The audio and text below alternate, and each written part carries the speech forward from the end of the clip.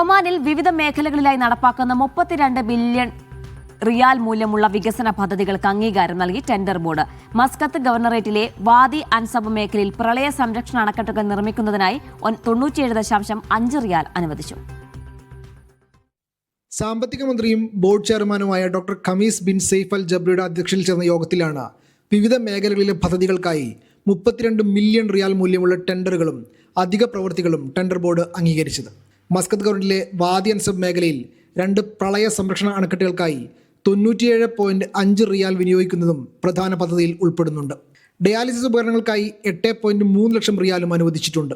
Integrated sports സിറ്റിയിലെ സ്റ്റേഡിയത്തിൻ്റെ 3ാം ഘട്ട രൂപകൽപ്പനക്കായുള്ള കൺസൾട്ടൻസി സേവനങ്ങൾക്കായി 46.5 ലക്ഷം റിയാലും ധനകാര്യ മന്ത്രാലയ കെട്ടിടത്തിൻ്റെ നവീകരണ പ്രവർത്തനങ്ങൾക്കായി 32.68 ലക്ഷം റിയാലും അനുവദിച്ചിട്ടുണ്ട്. സലാലിലെ ഇത്തീൻ റോഡും നവംബർ 18 സ്ട്രീറ്റും സംഗമിക്കുന്ന ജംഗ്ഷനിൽ ടണൽ നിർമ്മാണത്തിനുള്ള അധിക പ്രവൃത്തികൾക്കായി 32.03 ലക്ഷം റിയാലും അനുവദിച്ചവയിൽപ്പെടുന്നുണ്ട്. ദോഫാർ ഗവൺമെൻറ്റിലെ റക്യൂത്ത് ദൽക്കു തീരദേശപാത നവീകരണത്തിനായി 7 ലക്ഷം ഒമാനി റിയാലും അനുവദിച്ചിട്ടുണ്ട്. Media 1 Muscat.